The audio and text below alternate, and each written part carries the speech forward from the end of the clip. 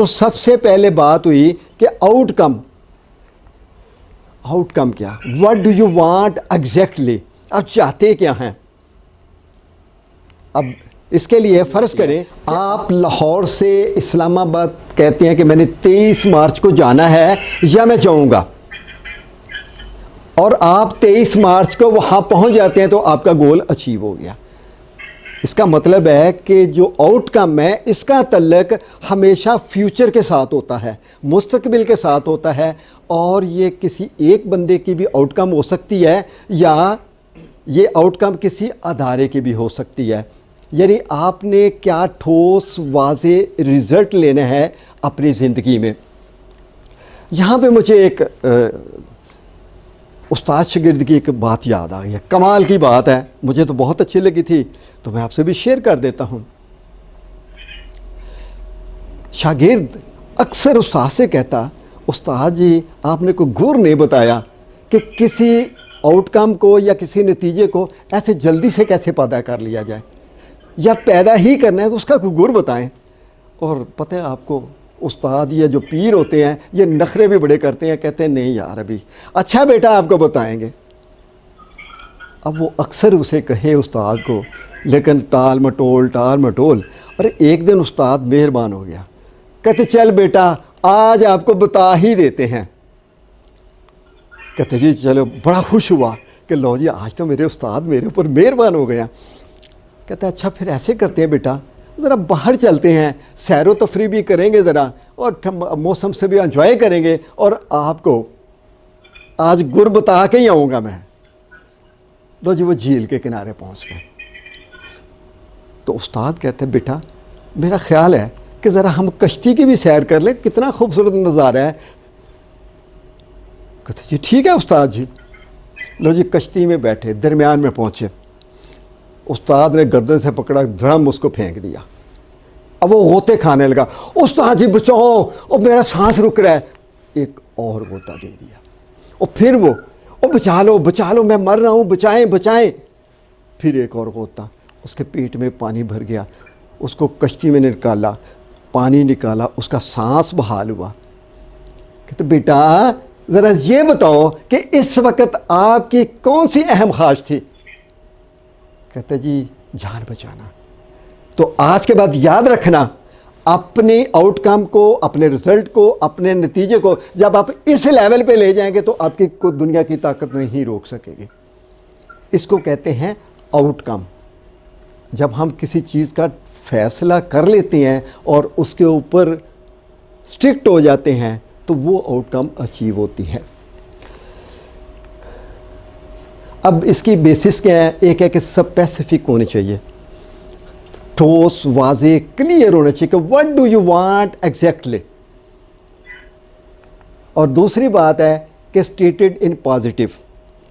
آپ کہتے ہیں کہ جی میں نے ناکام نہیں ہونا، بھئی اس کی بجائے یہ کیوں نہیں کہتے کہ میں نے کامیاب ہونا ہے، میں نے فیل نہیں ہونا، میں نے پریشان نہیں ہونا.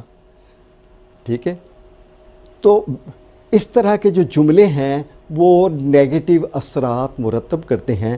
اس کے بجائے آپ کہتے ہیں کہ میں نے یہ کامیاب ہونا ہے، میں نے یہ کام کرنا ہے، یعنی واضح اور پازیٹیو میں ہو. اور تیسری بات ہے initiated and maintained by the person. یہ بڑی امپورٹنٹ ہے. ماضی میں میرے ساتھ ایسے ایکسپیرینس ہوئے ہیں، باپ بیٹے کو لے کے آ گیا، اور جی یہ میرا بیٹا جو ہے یہ کام میں دلچسپی نہیں لیتا، یہ پڑھائی میں دلچسپی نہیں لیتا، یہ فلاں کام نہیں کرتا، تو اس کا کچھ کر سکتے ہیں. تو میرا کام یہ ہوتا تھا کہ میں پریپیئر کروں کہ یہ انیشیٹ کرے، اور اگر کسی نے انیشیٹ نہیں کیا تو رزلٹ نہیں ملتا. بعض اوقات ایسے بھی کلائنٹ آتے تھے جو انیشیٹ نہیں کرتے تھے اور پھر مجھے وہ ڈراپ کرنے پڑ جاتے تھے. تو اس کا مطلب ہے انیشیٹڈ بائی دا پرسن، اس کی مرضی ہونی چاہیے. آپ کی مرضی ہے تو آپ یہاں پہ پہنچے ہوئے ہیں.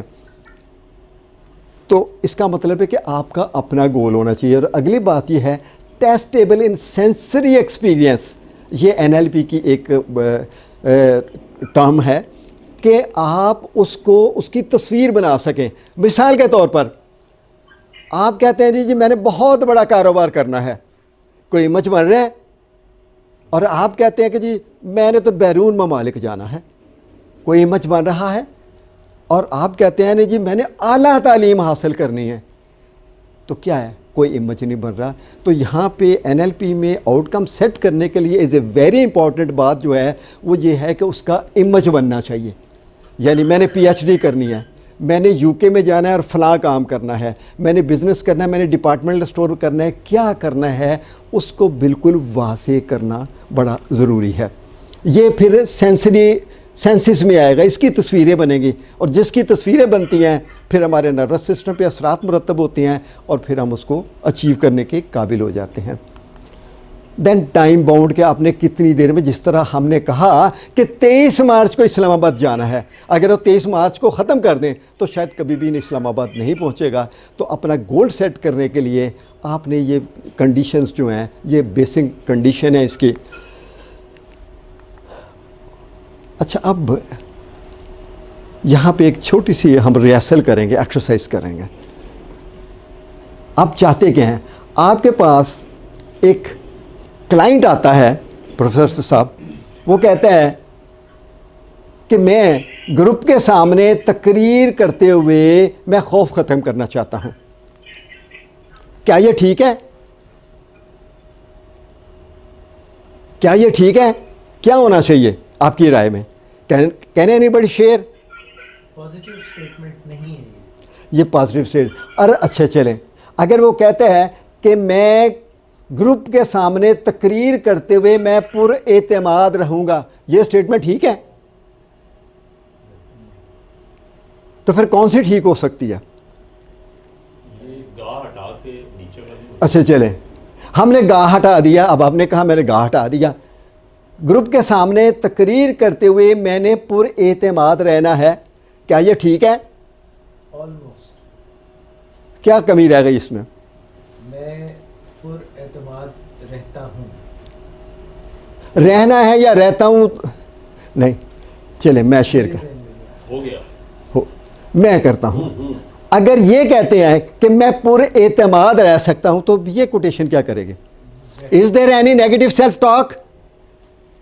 جب آپ میں رہ سکتا ہوں اور جب آپ کہتے ہیں میں نے رہنا ہے تو ایک اندر سے آواز چلے گی، جھوٹ بول رہے ہیں، اپنے آپ کو بیوقوف بنا رہا ہے، اپنے آپ کو بیوقوف بنا رہا ہے. یہ ایک نیگیٹو سیلف ٹاک کرے گی. لیکن جب آپ یہ کہتے ہیں کہ میں پر اعتماد رہ سکتا ہوں، آپ کے پاس کلائنٹ آیا، اس کو آپ نے یہ ٹھیک ہے، لیکن ابھی بھی یہ کمزور ہے، make it a more powerful. اور اگر آپ یہ ایڈ کر دیتے ہیں، اگر دوسرے لوگ گروپ کے سامنے تقریر کرتے ہوئے اگر دوسرے لوگ اعتماد سے بات کر سکتے ہیں تو میں بھی کر سکتا ہوں، دین پھر کیا رزلٹ ہوگا؟ ٹھیک ہے. اس طرح گول کو سیٹ کرنا آپ کے پاس کوئی آتا ہے تو یہ طریقہ ہے میری رائے میں، یا جو ہمیں NLP نے بتایا ہے. دس از دا وے. اس میں کوئی نیگیٹو سیلف ٹاک نہیں ہوگی. یار اتنے لوگ کر رہے ہیں، اتنے لوگ کر رہے ہیں تو میں بھی کر سکتا ہوں. تو یہ آپ کو موٹیویشن دیتی ہے. سو گول سیٹ کرنے کے لیے یہ طریقہ کار آ گیا.